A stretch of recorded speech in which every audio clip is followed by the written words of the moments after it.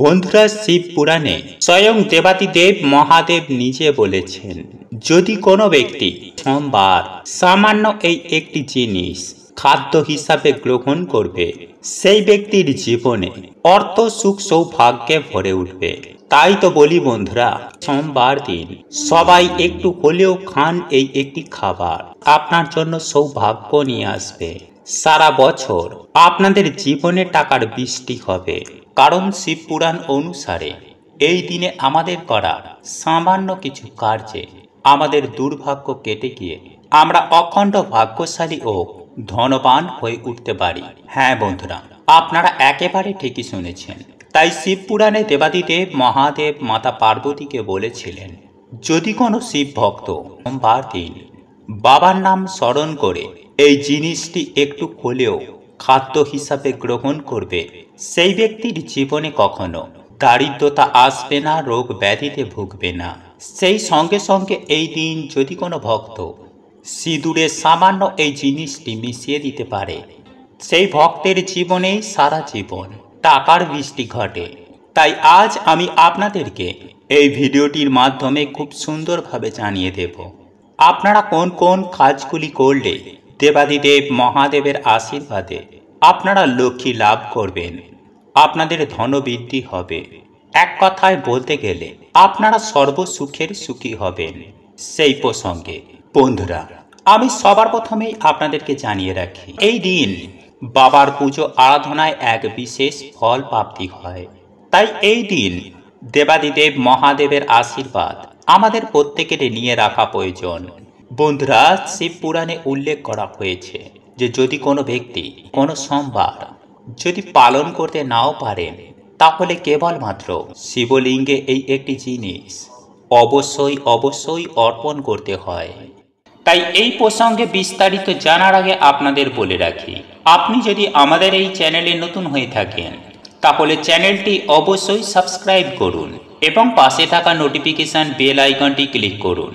কারণ আমি বিভিন্ন প্রকার তন্ত্র মন্ত্র, বশীকরণ, টোটকা, বাস্তু টিপস, জ্যোতিষশাস্ত্র, পুজো আরাধনা এবং ব্ল্যাক ম্যাজিক করা নিয়ে নিত্য নতুন ভিডিও আপলোড করে থাকি, যা প্রয়োগ করার মাধ্যমে আপনার জীবনে থাকা সকল প্রকার সমস্যার সমাধান হয়ে যাবে। চলুন এইবার মূল আলোচনায় প্রবেশ করা যাক। তবে মূল আলোচনায় প্রবেশ করার আগে ওম নমঃ শিবায়, হর হর মহাদেব লিখে কমেন্ট অবশ্যই করবেন। বন্ধুরা, শিব পুরাণে রুদ্র সংহিতায় ভগবান শিবের উদ্দেশ্যে বিভিন্ন ধরনের অন্ন এবং শস্য দিয়ে শিব পূজার কথা বলা হয়েছে। সোমবার দিন ভগবান শিবের উদ্দেশ্যে অখণ্ড চাল অর্পণ করলে উপাসকের লক্ষ্মী লাভ হয়। বন্ধুরা, এই দিন যদি আপনারা আতপ চাল অর্পণ করতে পারেন, তাহলে সেটা সব থেকে ভালো। আর আতপ চাল যদি আপনারা না পান, তাহলে সেক্ষেত্রে যে কোনো প্রকার চাল এই দিন ভগবান শিবের উদ্দেশ্যে অর্পণ করতে পারেন। তবে মনে রাখবেন বন্ধুরা, এই চাল যেন অখণ্ড হয়, অর্থাৎ চাল যেন ভাঙা না হয়, সেই বিষয়টি অতি অবশ্যই খেয়াল রাখবেন। বন্ধুরা, এই দিন ভগবান শিবের উদ্দেশ্যে গোটা চাল অর্পণ করার কথা শাস্ত্রে উল্লেখ করা হয়েছে। বন্ধুরা, এই দিন যদি ভগবান শিবকে বস্ত্র অর্পণ করে তার ওপরে এই চাল রেখে সমর্পিত করলে তা আরও শুভ ফলদায়ক হয়। বন্ধুরা, এই আতপ চালের সঙ্গে সামান্য কালো তিল যদি অর্পণ করতে পারেন, তাহলে সমস্ত পাপ ক্ষয় হয় এবং শনিদোষ ও পিতৃদোষ থেকেও মুক্তি লাভ হয়। এছাড়াও বন্ধুরা, এই চালের সঙ্গে সামান্য জব মিশিয়ে এই দিন যদি ভগবান শিবের উদ্দেশ্যে নিবেদন করেন, তাহলে স্বর্গীয় সুখ বৃদ্ধি হয়। আর যদি গম মিশিয়ে তা যদি শিবলিঙ্গে অর্পণ করেন, তাহলে সন্তান সুখ হয়। এবং মুখ মিশিয়ে যদি ভগবান শিবের উদ্দেশ্যে এই চাল অর্পণ করেন, তাহলে ব্যক্তির সুখ এবং সমৃদ্ধির কখনো কমতি হয় না। তাই বন্ধুরা, আগামীকাল সোমবার দিন অবশ্যই পারলে বাবার উদ্দেশ্যে অখণ্ড চাল অর্পণ করুন এবং তার সঙ্গে আপনি বিভিন্ন শস্য অর্পণ করতে পারেন। তাহলে নিশ্চিত রূপেই দেবাদিদেব মহাদেবের আশীর্বাদে আপনার গৃহেই লক্ষ্মী স্থিত হবেই। বন্ধুরা, ভগবান শিবের উদ্দেশ্যে এই চাল নিবেদন করার সঙ্গে সঙ্গে অসহায় মানুষের উদ্দেশ্যেও এই দিন কিছু না কিছু দান করুন।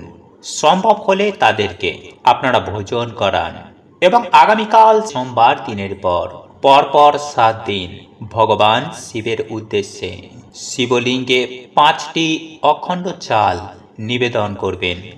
বন্ধুরা, শিব পুরাণ অনুযায়ী এই বিষয়টি কিন্তু অবশ্যই করা প্রয়োজন। তবেই লক্ষ্মী লাভ হওয়ার সঙ্গে সঙ্গে মা লক্ষ্মী গৃহে অচলা হয়ে বাড়িতে বিরাজ করবেন। বন্ধুরা, শাস্ত্র মতে যদি প্রতিদিন এইভাবে মাত্র 5টি অখণ্ড চাল ভগবান শিবের উদ্দেশ্যে নিবেদন করতে পারেন, তাহলেই দেবাদিদেব মহাদেবের আশীর্বাদে কখনোই আপনার গৃহে অন্ন কষ্ট হবে না। যাই হোক বন্ধুরা, এইবার আমি আপনাদেরকে জানিয়ে রাখবো যে আগামীকাল ভগবান শিবের কিভাবে পূজা করবেন। বন্ধুরা, আপনারা নিশ্চয়ই জানেন যে ভগবান শিবের অপর নাম আশুতোষ, মানে যিনি অল্পেই সন্তুষ্ট হন তিনি ভোলানাথ।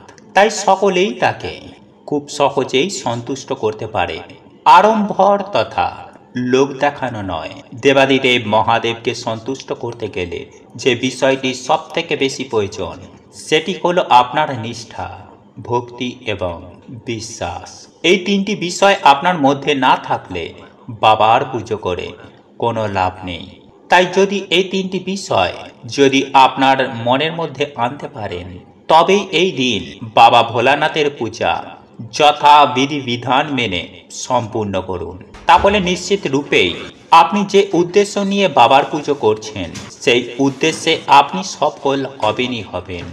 বন্ধুরা, আমি সবার প্রথমে আপনাদেরকে জানিয়ে রাখি যে বাবার এই পূজা যে কেউ করতে পারেন এবং এই পূজা খুবই সহজ সরল। আপনি এই পূজা আপনি আপনার নিজের গৃহে বসেও করতে পারেন। তবে এই পূজা সম্পূর্ণ করার জন্য আপনার গৃহেতে একটি শিবলিঙ্গ থাকা আবশ্যক। বাবার পূজার জন্য যে সমস্ত উপকরণগুলির প্রয়োজন তা যৎসামান্যই। বন্ধুরা, শিব পূজার সর্বপ্রধান 2টি উপকরণ হল ফুল এবং বেলপাতা।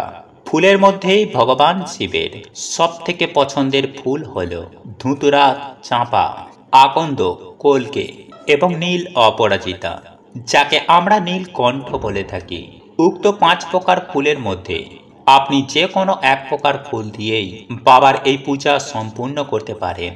তবে একান্তই যদি এই 5 প্রকার ফুলের মধ্যে কোনোটিও না পান, তাহলে সেক্ষেত্রে লাল ফুল ভিন্ন অন্য যে কোনো প্রকার ফুল দিয়ে বাবার পূজা সম্পূর্ণ করা যায়। পূজার উপকরণ হিসাবে আরও যে দ্রব্যটি গুরুত্বপূর্ণ তা হল পঞ্চামৃত, অর্থাৎ দুধ, দই, ঘি, মধু, চিনি বা গুড়। এবং এরই সঙ্গে যে বিষয়টি প্রয়োজন তা হলো গঙ্গা জল। আর যদি গঙ্গা জল না থাকে তাহলে সেক্ষেত্রে আপনি যে কোনো প্রকার বিশুদ্ধ জল, যেমন ধরুন ডাবের জল বা নারকেলের জল বা অন্য যে কোনো প্রকার বিশুদ্ধ জল আপনি ব্যবহার করতে পারেন। এই কয়েকটি প্রধান দ্রব্য ছাড়া পূজায় প্রয়োজন সাদা চন্দন, একটুখানি আতপ চাল, যে কোনো এক প্রকার গোটা ফল, সামান্য নৈবেদ্য অর্থাৎ ভোগের দ্রব্য। এই নৈবেদ্যর ক্ষেত্রে অন্তত পক্ষে একটি বাতাসাও দিতে পারেন এবং সর্বশেষ ধূপ, দ্বীপ এবং একটি কাঁচা টাকা অর্থাৎ একটি 1 টাকার কয়েন। এইবার আসবো বন্ধুরা এই দিনের শিব পূজা প্রক্রিয়া সম্পর্কে। বন্ধুরা, এই দিন আপনারা যে উদ্দেশ্য নিয়ে বা যে মনের ইচ্ছা নিয়ে আপনি এই দিন দেবাদিদেব মহাদেবের পুজো করছেন, সেই উদ্দেশ্য বা মনের ইচ্ছা বিষয়ে সম্পূর্ণ কিন্তু প্রথমেই পরিষ্কার থাকা প্রয়োজন। কারণ মনের ইচ্ছা বা উদ্দেশ্য যদি স্পষ্ট না হয় তাহলে শত প্রার্থনা করেও তার ফল লাভ হয় না। তাই মনের ইচ্ছা বা উদ্দেশ্যটিকে প্রথমে স্পষ্ট করুন। বন্ধুরা, এই দিন বাবার এই পূজা সম্পূর্ণ উপবাস রেখেও করতে পারেন। আবার ফল, দুধ, সাবু ইত্যাদি খেয়েও আপনারা এই ব্রত করতে পারেন। তবে পুজো করার আগের দিন যে আহারটি সম্পূর্ণ করছেন অর্থাৎ সর্বশেষ খাবারটি এবং পুজো সম্পূর্ণ করার পর প্রথম যে খাবারটি খাচ্ছেন সেটি যেন সম্পূর্ণ নিরামিষ হয়। যদি সম্ভব হয় এই দিন সাত্ত্বিক আহার গ্রহণ করুন। আর হ্যাঁ, এই দিন কোনো অবস্থাতেই কোনো নেশা জাতীয় দ্রব্য ভুলেও গ্রহণ করবেন না। বন্ধুরা, পূজার দিন ব্রহ্ম মুহূর্তে অর্থাৎ ভোরের বেলায় ঘুম থেকে উঠুন এবং বিছানায় বসে মনে মনে সংকল্প করুন যে আপনি আপনার মনের ইচ্ছা পূরণের উদ্দেশ্যে এই ব্রতটি আজ সম্পূর্ণ করার চেষ্টা করবেন। বাবার কাছে প্রার্থনা করুন যেন তিনি আপনাকে সেই শক্তি প্রদান করে। এরপর বন্ধুরা, স্নান পর্ব সেরে শুদ্ধ বস্ত্র পরিধান করে পুজোর উপকরণগুলি সংগ্রহ করে নিন। বন্ধুরা, এই দিনের শিব পূজা সর্বদাই সন্ধ্যাবেলায় সম্পূর্ণ করা প্রয়োজন। তবে একান্তই সমস্যা হলে আপনি দিনের বেলায় সকালের মধ্যেই এই পূজা সম্পূর্ণ করতে পারেন। বন্ধুরা, শিব পূজা সর্বদাই উত্তর মুখে বসে করবেন এবং শিবলিঙ্গকেও উত্তরমুখী করে রাখবেন, কারণ উত্তর দিককে বলা হয় ব্রহ্মলোক পথ। আর এই পরম ব্রহ্মময় শিবের পূজা তাই সদা সর্বদাই উত্তর দিকে বসে করাই নিয়ম। বন্ধুরা, শিব পূজার প্রারম্ভে প্রথমেই ভগবান শিবকে প্রণাম করে নিন। তার কাছে মনে মনে বলুন যে তিনি যেন আপনার এই পূজাটি সার্থক করেন। যদি কোনো ভুল ত্রুটি হয়ে যায় তিনি যেন নিজ গুণে ক্ষমা করে দেন। এরপর বন্ধুরা, প্রথমে গঙ্গা জল হাতের তালুতে নিয়ে ঘরে সর্বত্র ছিটিয়ে দিন। তারপর 2-1 ফোঁটা 3 বার ওই জল পান করুন বা মুখে স্পর্শ করুন। এরপর সকল দেবদেবীর উদ্দেশ্যে প্রণাম করুন এবং নিজের ইষ্ট মন্ত্র 3 বার জপ করুন। তারপর শুরু করুন ভগবান শিবের পূজা। বন্ধুরা, প্রদীপ ধূপকাঠি জ্বালানোর পর ভগবান শিবকে শ্বেত চন্দন দ্বারা লেপন করুন। তারপর এক এক করে ফুল, বেলপাতা, নৈবেদ্য সমস্ত কিছুই বাবার উদ্দেশ্যে নিবেদন করুন। এরপর পঞ্চামৃত একসঙ্গে একটি পাত্রে রেখে বাবার মাথায় অর্পণ করুন। তারপর বাবার মাথায় গঙ্গা জল ঢেলে দিন। এরপর ধূপ ও প্রদীপ বাবার উদ্দেশ্যে দেখান। এই সমস্ত প্রক্রিয়া করার সময় বাবার একটি মন্ত্র উচ্চারণ করুন, আর সেটি হল ওম নমঃ শিবায়, ওম নমঃ শিবায়, ওম নমঃ শিবায়। বাবার উদ্দেশ্যে এই মন্ত্র যখন আপনারা জপ করবেন তখন হাতের মধ্যে নিখুঁত অক্ষত 3টি লবঙ্গ নিয়ে এই মন্ত্রটি জপ করবেন। বাবার উদ্দেশ্যে এই মন্ত্র জপ করার পর হাতে থাকা লবঙ্গ আপনারা শিবলিঙ্গে অর্পণ করুন। এই সমস্ত কিছু অর্পণ করার পর শিবলিঙ্গের সামনে কিছুক্ষণ ধ্যান মুদ্রায় বসুন এবং গুনে গুনে 108 বার ওম নমঃ শিবায় এই মন্ত্রটি উচ্চারণ করুন। এক্ষেত্রে আপনি রুদ্রাক্ষের মালাও ব্যবহার করতে পারেন। যদি রুদ্রাক্ষের মালা আপনাদের কাছে না থাকে তাহলে সেক্ষেত্রে হাতের করে গুনেও আপনি এই প্রক্রিয়াটি করতে পারেন। এরপর বন্ধুরা, যদি আপনারা কোনো কঠিন রোগ থেকে মুক্তি পেতে চান অথবা জীবনে প্রবল সমস্যা থেকে মুক্তি পেতে চান তাহলে ভগবান শিবের মহামৃত্যুঞ্জয় মন্ত্রটি জপ করুন এবং মনে মনে বাবার উদ্দেশ্যে আপনার সমস্যার কথা জানান। আপনার যে মনের ইচ্ছাটি যার জন্য আপনি আজ বাবার পূজায় নিয়োজিত হয়েছেন সেই মনের ইচ্ছাটি বাবার কাছে স্পষ্টভাবে ব্যক্ত করুন। দেবাদিদেব মহাদেবের কাছে ব্যক্ত করুন নির্দিষ্ট সময়ের মধ্যেই তিনি যেন আপনার মনের ইচ্ছাটি পূরণ করে দেন। আপনার মধ্যে সেই শক্তি, সেই যোগ্যতা তিনি যেন প্রদান করেন যাতে আপনি আপনার মনের ইচ্ছাটি খুব দ্রুততার সঙ্গে পূরণ করতে সক্ষম হন। এছাড়াও বন্ধুরা, এই দিন রাত্রিকালে শোবার আগে আপনারা হাতে যে 3টি লবঙ্গ নিয়ে বাবার মন্ত্র পাঠ করে শিবলিঙ্গে অর্পণ করেছিলেন সেই 3টি লবঙ্গ আপনারা তুলে নেবেন এবং ওই 3টি লবঙ্গ নিয়ে সিঁদুরের মধ্যে মিশিয়ে দিন এবং সেই সিঁদুর নারী পুরুষ উভয়ই তিলক আকারে ব্যবহার করুন। দেখবেন বাবার আশীর্বাদ সদা সর্বদাই আপনাদের সঙ্গে সাথে থাকবে, সেই সঙ্গে অর্থ আসবে হু হু করে। এছাড়াও বন্ধুরা, মহাদেব হচ্ছেন দেবাদিদেব, মানে দেবতাদেরও যিনি দেব। তাই ভগবান শিবের কৃপা ছাড়া কিন্তু কোনো দেবতারাও আপনাদেরকে আশীর্বাদ প্রদান করবেন না। তাই এই মহা সোমবারে আপনারা বাবার পুজো ভক্তি ভরে দিন। বিল্বপত্র আপনারা অবশ্যই দিন। পারলে আমি যে সকল ফুলগুলির কথা উল্লেখ করেছি এই সকল ফুল অবশ্যই বাবাকে নিবেদন করবেন এবং উত্তর দিকে মুখ করে আপনারা এই দিন বাবার পুজো অর্চনা দেবেন এবং এই দিনে উত্তর বা পূর্ব দিকে আপনারা একটি ঘিয়ের প্রদীপ জ্বালিয়ে ওম নমঃ শিবায় মন্ত্র জপ করে আপনারা বারবার বাবাকে বলবেন, বাবা তোমার কৃপা আমাদের ওপর সদয় বজায় রেখো। আমার জীবন থেকে সকল দুঃখ কষ্ট দারিদ্রতা রোগ ব্যাধি তুমি হরণ করে নাও। তোমার এই অধম সন্তানকে তুমি অর্থ মান সম্পত্তি সবকিছু প্রদান করো। আমার যত পাপ আছে বাবা তুমি আমায় ক্ষমা করো। নাম্বার 2, বন্ধুরা আমাদের পুজো তখনই সম্পূর্ণ হবে যখন পুজোর পর দান করা হয়। তাই এর জন্যই বন্ধুরা আমাদের হিন্দু ধর্মে প্রসাদ বিতরণ করা হয়। তাই আপনারা এই মহা সোমবারে আতপ চাল, সাদা কাপড়, সাদা ফুল, দুধ, মুক্ত, শঙ্খ মানে যে কোনো সাদা জিনিসের মধ্যে কাউকে দান করুন। দেখবেন দেবাদিদেব মহাদেবের কৃপায় আপনাদের সকল দুঃখের নাশ হয়ে গেছে। নাম্বার 3, বন্ধুরা এই দিন যদি আপনারা ব্রত রাখতে পারেন তাহলে সেটা খুবই ভালো।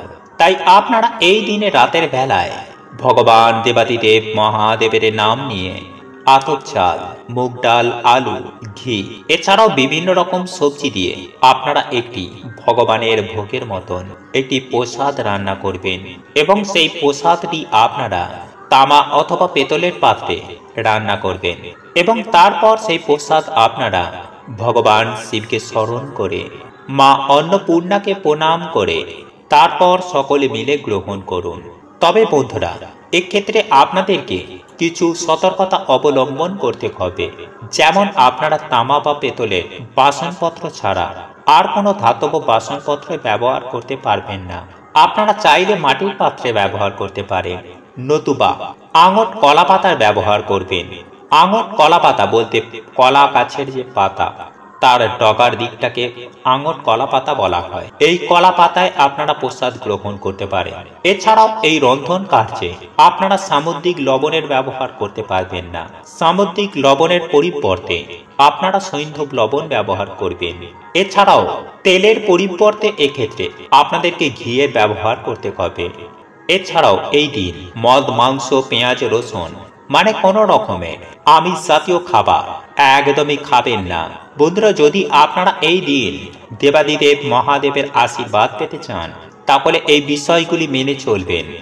এছাড়াও এই দিন সামান্য হলেও শ্রীফল মানে যাকে আপনারা নারকেল বলেন, এই ফল আপনারা এই দিন গ্রহণ করুন।